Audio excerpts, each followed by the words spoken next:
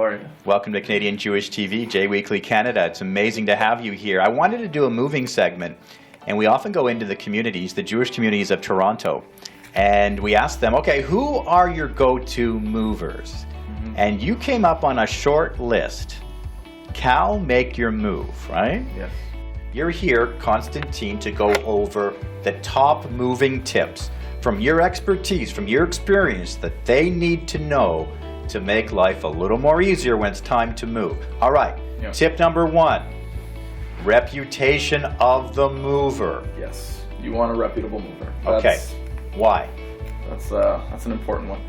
Well, you want to know that your mover is going to come when they say they're going to come. Yeah. Number one. You need them to be reliable. Yeah.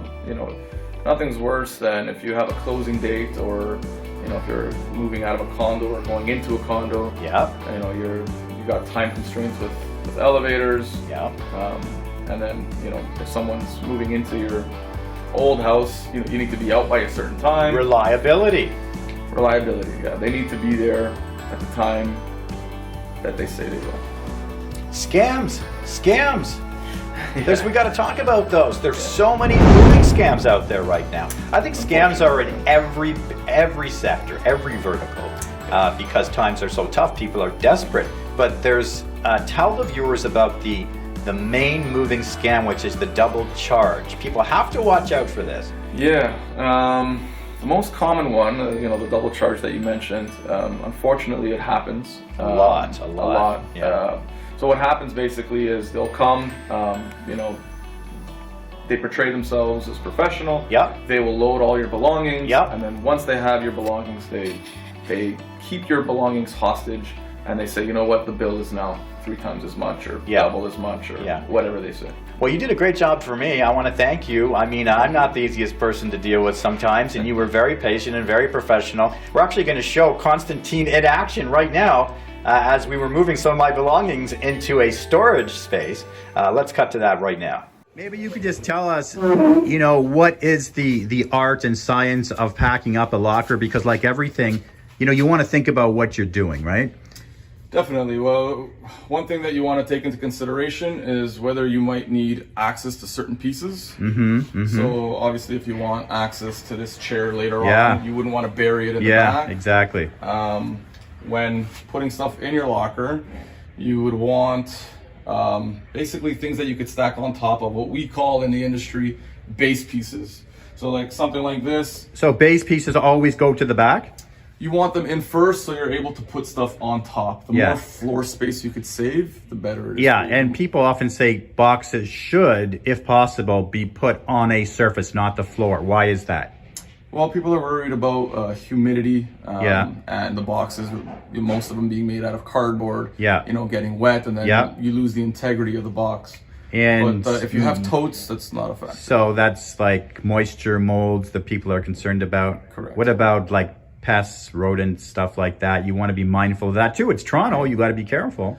Definitely, and especially if, most storage facilities don't want you storing any food or anything perishable, so be mindful of that if you're storing stuff. Is there a way to lift that is going to minimize the possibility for injury? You want to be lifting with you want to keep your back straight, and you want to lift with your legs. So if it was on the floor, right?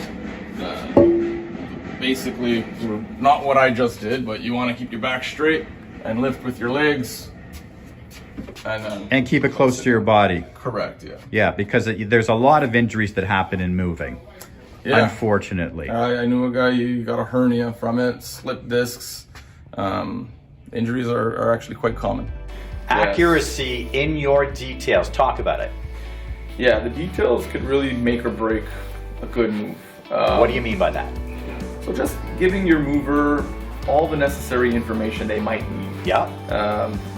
There's a big difference if, the truck can park right up to your front door, or if they might have to do a 3-minute walk to the truck from your house. Yeah. Or, if the movers show up and they didn't know there was a piano involved in the move, they might not come with the correct equipment. Okay.